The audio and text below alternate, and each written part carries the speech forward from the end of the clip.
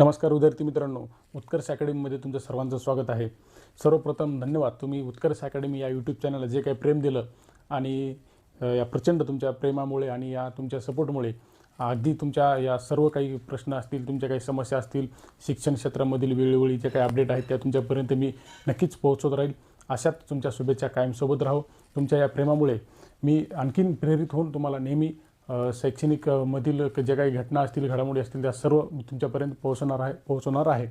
परंतु आज आपण एक मराठी व्याकरण या विषयाला सुरुवात करत आहोत. तर मराठी व्याकरणमधला एक अत्यंत महत्त्वाचा पार्ट आहे, तो म्हणजे संधी. तो आपण आज जाणून घेणार आहोत. तर नेमकं विद्यार्थी मित्रांनो लक्ष द्या, आपण आज शिकत आहोत संधी.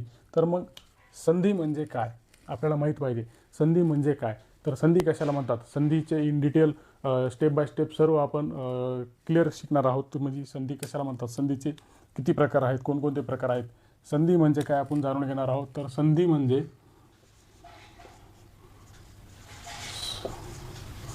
आपल्या सोप्या भाषेत संधी म्हणजे सांधणे किंवा जोडणे. तर ह्या मराठी व्याकरणमध्ये काय जोडायचं आहे आणि काय साधायचं आहे, म्हणजे काय सांधायचं आहे पहा. संधीमध्ये सांधणे किंवा जोडणे याला काय म्हणतात,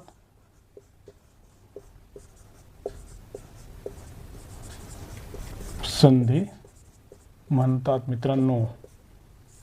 बाळांनो, मग या संधीमध्ये आपल्याला नेमकं काय जोडायचं आहे किंवा काय सांगायचं आहे, यामध्ये आपल्याला दोन शब्दांचं एकत्रीकरण करायचं आहे. दोन वेगवेगळ्या शब्दांना एकत्र आणायचं आहे, म्हणजेच त्यांना जोडायचं आहे किंवा सांगायचं आहे. म्हणजे पहा, दोन शब्द काय करायचे ते एकत्रित करायचे आपल्याला. या अशा एकत्रीकरणालाच काय म्हटलं जातं, संधी म्हटलं जातं. तर मग तुम्हाला संधी म्हणजे काय या प्रश्नाचं उत्तर क्लिअर झालं. संधी म्हणजे सांधणे किंवा जोडणे. मग दोन शब्द एकत्र करावे लागतात. हे बघा, तसेच या संधीचे प्रकार आहेत. कोणकोणते संधीचे प्रकार आहेत, स्वरसंधी, व्यंजन संधी आणि विसर्ग संधी. या सर्व प्रकारावर आपण सुरुवातीपासून पूर्ण व्हिडिओ या लेक्चरद्वारे पाहणार आहोत. तर मग संधी, सांधणे आणि जोडणे. तर काय जोडायचे पहा, दोन शब्द आहेत. समजा देव अधिक आलय, हे दोन शब्द आहेत. या दोन्ही शब्दाला आपल्याला काय करायचं, एकत्र करायचे. देवालय असा शब्द त्याचा तयार होतो. नक्कीच ही स्वरसंधी आहे. हे नंतर आपण तुम्हाला सांगणारच आहोत. स्वरसंधी, व्यंजन संधी, विसर्ग संधी या सर्व प्रकारावर आपण नंतर अभ्यास करणारच आहोत. तत्पूर्वी एक बेसिक आहे. म्हणजे पहा, दोन शब्द एकत्रित करायचे. तर दोन शब्द कोणते एकत्र करायचे आपल्याला, पहिल्या शब्दातील शेवटचा वर्ण कोणता आहे, व आहे, आणि दुसऱ्या शब्दातील पहिला वर्ण, या दोन्हीला काय करायचं, एकत्र करायचे. संधीमध्ये काय करतात, पहिल्या शब्दातील शेवटचा वर्ण आणि दुसऱ्या शब्दातील पहिला वर्ण, या दोन्ही शब्दाला एकत्र करायचे. म्हणजेच यांना एकत्र केल्यावर काय होते, संधी तयार होते. यालाच संधी म्हणतात, म्हणजे सांधणे किंवा जोडणे मानायचं. पहा, आपण वर्णमाला अभ्यासली बाळांनो. वर्णमाला कशी तयार होते, जे काही स्वर आहेत, जेव्हा व्यंजनामध्ये पाठीमागं स्वर मिसळतो तेव्हा त्याचा वर्णाचा उच्चार पूर्ण होतो. म्हणजे या ठिकाणी पहा, व हा वर्ण कसा तयार झालेला आहे, व असा त्याचा लंगडा पाय करून लिहिल्यावर त्याचा पूर्ण उच्चार होत नाही. व अधिक अ म्हणजेच व असा होतो, असं बोलतो आपण. तसेच हा तर पूर्ण आहे, स्वरच आहे. मग या दोन शब्दाला एकत्र करायचं असल्यावर जेव्हा हे व का खाली घेतो आपण, त्याला कसं लिहितो आपण, असं लंगडा पाय करून लिहितो. मध्ये त्याच्यामध्ये जो अ आहे त्याला काढून टाकतो आणि हे आ आहे ना, तर याला खाली घेतलं आपण. तर व अधिक आ काय होईल, मग या दोन्हीचं एकत्रीकरण करायचे.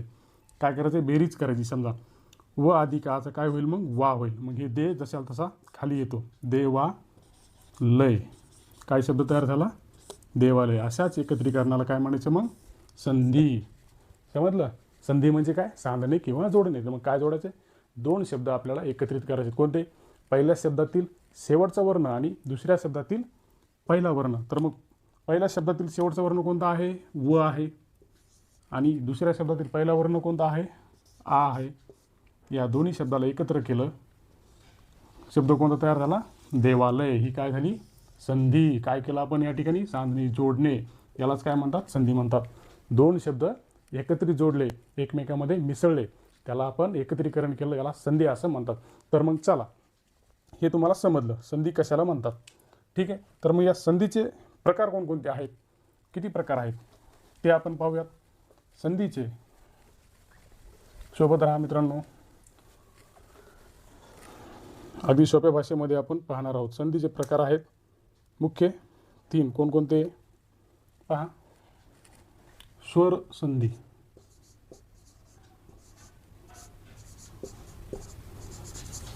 स्वर संधी. दुसरा आहे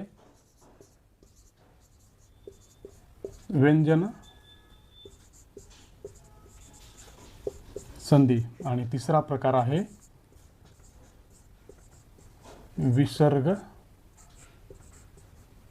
संधी.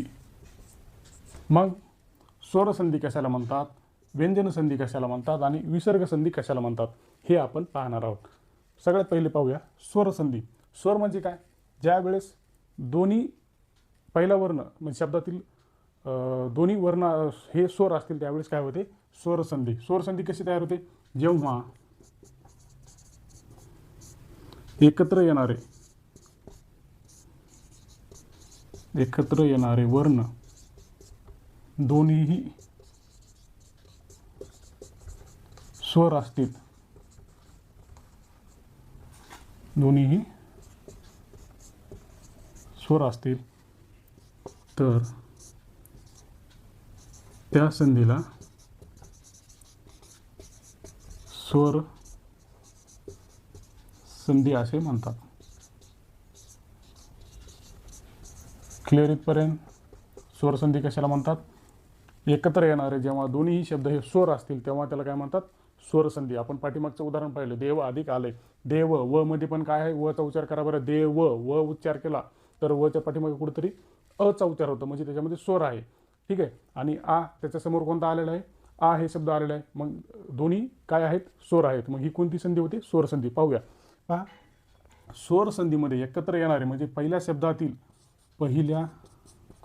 हा नियम तुम्ही पाठ करा. पहिल्या शब्दातील शेवटचा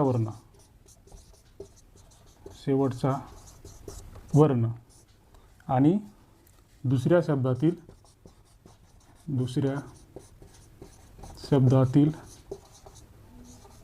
पहिला वर्ण हे जर स्वर असतील तर ती झाली स्वर संधी. पहा, स्वर संधी कशाला म्हणायचं, जेव्हा पहिल्या शब्दातील शेवटचा वर्ण आणि दुसऱ्या शब्दातील पहिला वर्ण जेव्हा हे स्वर असतील तेव्हा काय होते, मग ती स्वर संधी. मग स्वर संधी कशाला म्हणायचं हे तुम्हाला क्लिअर झालं.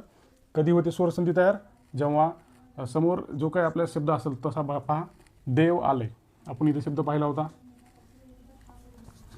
देव अधिक आलय. पहा, देव, व मध्ये काय आहे, हा स्वर आहे. आणि समोर कोणता आहे, परत दुसऱ्या शब्दातील पहिला वर्ण कोणता आहे, दुसऱ्या शब्दातील पहिला आणि पहिल्या शब्दातील शेवटचा हा व. याच्यामध्ये कोणते स्वर आहेत, आ. म्हणजे ही काय झाली, स्वर संधी. देवालय. कशी, देवालय. कोणता शब्द तयार होतो ते आपण या अगोदर पाहिलं होतं, ज्यावेळी संधी कशाला